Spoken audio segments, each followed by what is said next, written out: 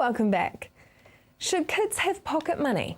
A local author has released a new book about how to raise a financial savvy generation. So in the recent global financial crisis, which generation do you think actually came off worst? Well, the crisis has had wide-reaching effects, to be fair, and I think it's the generation that are running the home that are the hardest hit at the moment. The cost of living has increased significantly. Interest rates are favourable, but the cost of owning a home has increased. We see in Auckland the average house price being $650-something thousand. Banks now require a $100,000 deposit. It's getting hard to get in. Rent is going, and I've got friends that are paying almost $600 a week rent for a family home. So that generation, I think, has been hit the hardest. The children of those families are not suffering that much because they have quality of life, they have a safe place to live, they have food on the table, clothes to eat, and access to good schooling. So whilst they may not have the frilly parts of life that some previous generations have enjoyed, they don't miss it because they don't really want it, they don't need it, it's not their ambition to have more stuff. They want to know they're loved, cared for and safe. And so I think that generation's okay. The ones in the middle are really struggling, and then the older generation are making do with the choices that they made previously. So do you think you could argue then that this younger generation will actually be more money savvy because they've watched their parents struggle a little bit? I hope so, Hilary, and that's again my motivation for writing the book. It says how to raise a financially savvy generation. I think the next generation will make better choices. I think they'll be more focused on long-term perspective, which is not yet encouraged with government policy, but we'll do politics another day. But long-term saving, retirement saving, asset ownership, investment, all those things. I think this next generation, our children, are going to be much, much better at doing that and intentional about building a platform for their children. And I mean, there's, some of that middle generation is quite big on those hire purchases and that kind of thing. And that's one of your chapters in your book is want versus needs. Yeah. So, what is a need and what is a want? Yeah, we being me and my co-author, there's two authors that wrote this book, and we each wrote a different perspective on the same chapter. So chapter 5 is called Needs versus Wants. How do you teach your children the difference? And Amanda writes her version and I write mine. And so you get a really good varied perspective on that. And my opinion is that we absolutely must teach our children from an early age the difference between what they need and what they want. And obviously needs are the first priority and wants are the icing on the cake. We've all heard children say, I need a new bike, I need a new doll, I need some new jeans, I must have those shoes.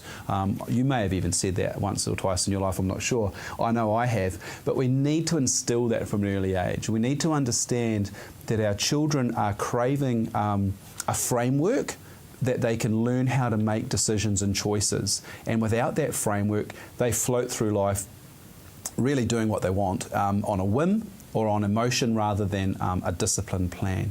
And so we can teach our children by saying, we've got a plan to move in this area. Because we choose to go on holiday at Christmas to the beach, we've decided that having this new car is not as important to us. And the kids can see the difference, the consequence because of choice. Money is a limited resource for everybody. It's a greater resource for some than others, but it's still limited.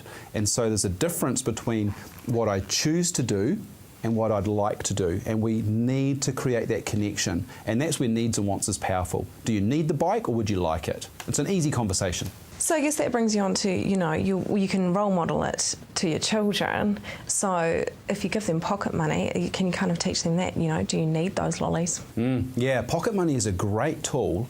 Well, let me rephrase that, Hilary, because Amanda and I have slightly different viewpoint in the book. Amanda's chapter, when she writes it, Should Kids Get Pocket Money, she says, here are 14 reasons why my children will never get an allowance. And so she takes quite an interesting perspective on it. I'll let the readers investigate that. My viewpoint is that pocket money can be a great learning opportunity for children to learn how to make choices. Because if you're going to give a child $8 pocket money, then I'd like you to help them to make some choices in that around what I call the three S's, which is sharing, saving, and spending. So that's in that framework, you can teach a child with $8. But it's also a great tool for them learning how to get the things that are important to them, which is their goals. And they don't have to buy their own clothing usually at 8 years old, but they certainly might want to go to the movies. They might want to save up for a new game or an app on their phone, device, iPod, whatever they've got. So we give that pocket money as a resource that allows us to let them learn their own lessons. Because if mum and dad are saying, no, you can't have it, yes, you can have it, oh, look, I'll buy it for you, or grandma swoops in with a handbag full of treats, the pocket money allows us to have lessons outside of that situation. And you've got a chapter in there about gratitude. What does that have to do with money? Well, it's my favourite subject. It's my personal belief, and I've been teaching this for a long time, that when you learn how to share what you have, it doesn't control you and it doesn't own you. And there's a quote I have in this book and all my other books that say, when you give a little bit of money away first as a priority, you prove that your money is not your master. Okay? And I think we need to do that from an early age. It's easy when a child has $8 pocket money, we can say to them, how much of this would you like to share? And where would you like to share it?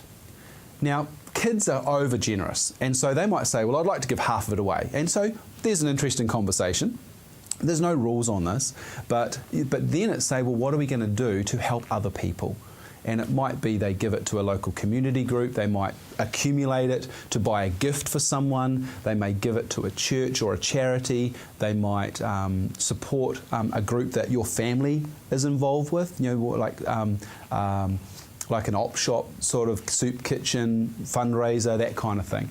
But doing that at a young age helps children see that they're not the most important person in the world. And that's a great lesson for all of us. That's a very interesting fact. Thank you very much for that. You're welcome. You can find out more about Phil's book at kidsandmoneybook.com. Coming up after the break, the benefits of going organic.